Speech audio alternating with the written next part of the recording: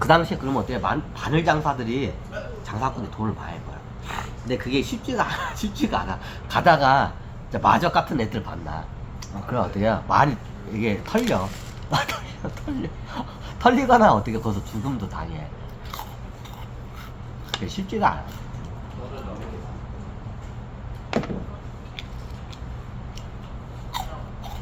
이제 징기스칸한테 어떻게 하냐?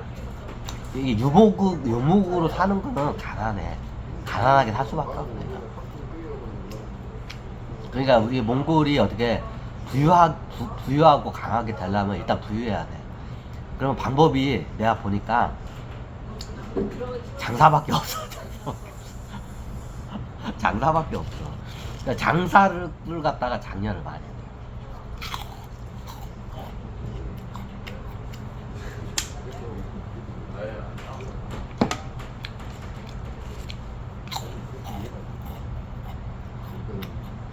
장사를 장려해. 그래서 이게 많이 부유해져 이게.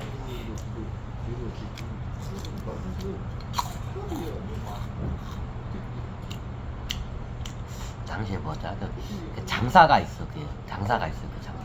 소금 장사도 있고 뭐가 또 있어. 몽골 사람들은 소금을 안 먹어요. 내 기억으로는 몽골 사람들은 소금을 굳이 안 먹어도 되는 거야. 안 먹어도 돼. 그게 제가 알기로는 그게 그 젖을 먹으면 소금을 섭취하지 안 해도 되는 걸 알고. 몽골 사람들은 소금을 섭취를 안 해. 근데 어떻게 냐 우리 한반도나 이런 농업 국가에서는 소금을 먹어야 돼. 그게 뭐냐면 젖으로부터 염분이 들어와. 미세하지만 그게 들어와. 근데 이게 몽골 사람들은 이게 양젖을 갖다가 물 마시듯 마셔. 그러니까 어때 많이 마시니까 굳이 소금을 섭취하지 않아. 섭취하긴 하는데 굳이 안 해도 돼.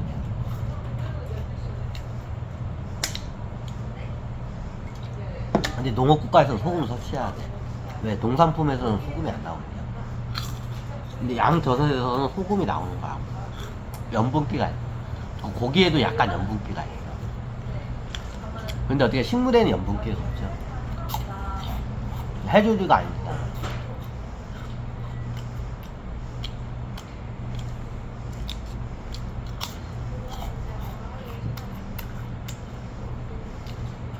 그럼 그 당시에 그러면 징기스칸 그러면 어떻게 노예장사 겁나 했겠나요?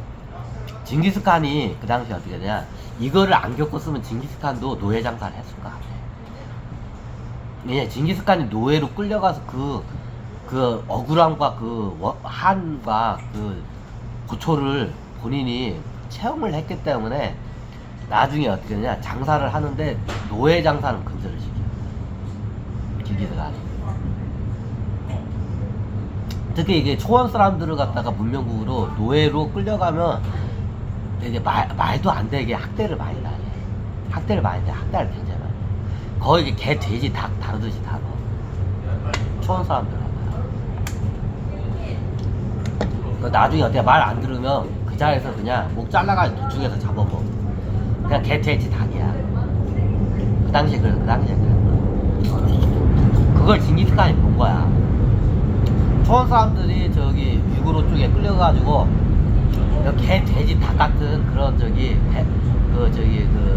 대접을 받으면서 노예 생활을 하고 있다는 거야.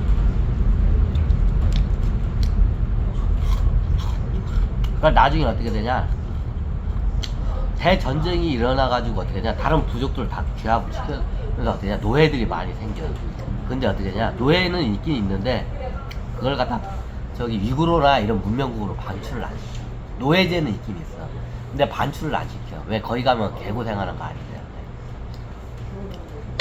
왜? 본인이 직접 거기 위구르 가서 노예로서 고초를 겪어봐서. 그래서 어떻게 하냐, 그 노예 장사는 안 해. 노예 장사 안 해. 제일 돈이 되는 게 노예 장사야. 몽골에서는 제일 돈 되는 게 노예 장사야. 근데 노예 장사를 갖다 금기를 시켜버려. 징기스칸이. 그것 때문에 그래. 본인이 그 위구르 가서 노예로 끌려가가지고 고초를 많이 당해.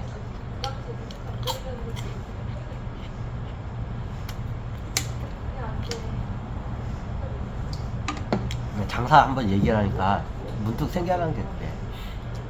그러면 그냥 고구려 저 광개토대 그때는 소금 장사가 저 대세예요. 고구려는 최고 생산품이 소금이야. 나머지는 기타 등등이 있는데 별로 돈이 안 돼. 돈이 안 돼. 이게 지역 간에 좀 이게 가까운 지역 간에 이게 무역하는 건 돈이 안 돼. 그냥 멀리서 고구려에서 생산하지 못하는 이게 대표적인 사치품이야. 사치품은 딱 생각하죠. 비단 같은 거. 비단이 짱이야 그냥.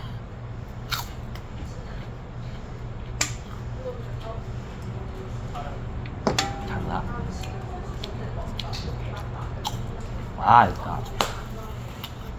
옛날 광개토 대왕이 저작거리에서 이게 저기 공부를 해. 원래 그 고구려 쪽에서 그걸 시켜. 왜냐면 그 저기 연타발 집안이 장사꾼 집안이기 때문에 고려 왕실 그 태자들이나 저기 왕자들 교육을 시킬 때 장사로 통해서 어떻게 하냐면 공부를 시켜요. 그렇게 시켜. 고려도 그니만 고구려도 그래. 그래야 민생을 알 수 있다. 민생을 한 번에 알 수 있는 게 장사만 고쳐요. 여기저기 왔다 갔다 하면서 다 볼 수가 있어. 장원 씨는 뭐였나요? 그 당시에 좀 이게 뭐랄까 이게 좀 경마장 이게 투기꾼 투기꾼? 투기꾼이냐? 이게 광개토 대왕이 보니까 돈 되는 걸 이제 이렇게 보니까 돈 되는 게 있어. 돈 되는 장사가 있어. 돈 되는 장사가 뭐냐? 도박장이야. 예, 요건 사서에 없어. 광개토 대왕이 어디서 돈을 많이 버냐? 나중에 왕자 교육을 하면서 도박장에서 돈을 많이 벌어. 도박장에서 어떻게 버냐? 도박장에 가가지고 뭘로 많이 버냐? 일명 그 꽁지돈이라고 그러죠. 꽁지돈 장사를 해 광개토 대 왕자 때. 진짜 그랬어. 내가 본인 이야기니까. 이게 여러 가지 진짜 그 상인들도 여러 가지 종류 상인이 있어. 그렇게 보니까 제일 돈 되는 거를 보니까 이게 어떻게 이게 이게 저작거리 이거 야바이꾼들이 있어. 야바이꾼들이 있어. 그럼 뭐 이렇게 하면서 돈 넣고 먹기 자 이게 걸러시여 뭐 먹으면 따블 하면서 오는 거 있잖아. 그럼 그 고구려 때도 그게 있었어. 야바이꾼. 그걸 해요. 그걸 직접 하진 않아. 그럼 어떠냐? 뒤에서 그 꽁짓돈 그 저기 사채 그걸 해. 사채를 해. 그럼 그 꽁짓돈을 대는 업자들이 있어. 도박장에 들어와가지고 도박을 해. 도박을 하면 돈을 잃어. 그럼 빌려달라고 할 거 아니야. 그럼 꽁짓돈 업자들이 있어. 그럼 빌려줘. 그럼 어떻게 되냐? 여기다 문서를 써. 네 딸내미 신체 포기가 없어. 진짜 써요. 네 마누라 신체 포기각서 딱 지장 이게 다 떼어 해. 그때 진짜 그랬어. 그리고 거기서 도박이 미친 인간들이 돼. 꽁짓돈 대줘. 근데 꽁짓돈 대는 애들이 돈이 없어요. 그 돈을 내가 대줬어 그 당시에. 광개토 대왕이 돼서 광개토 대왕.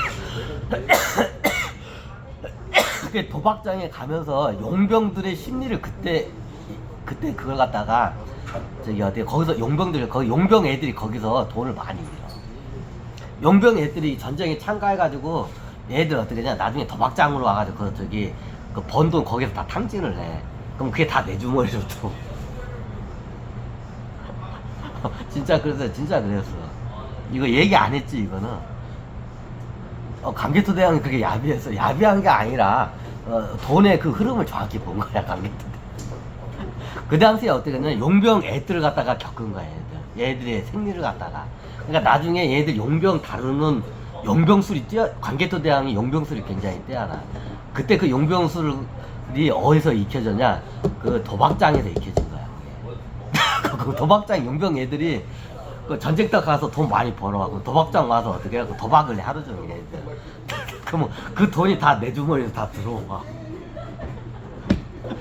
광개토 대왕 주머니 내 주머니에 다 들어와.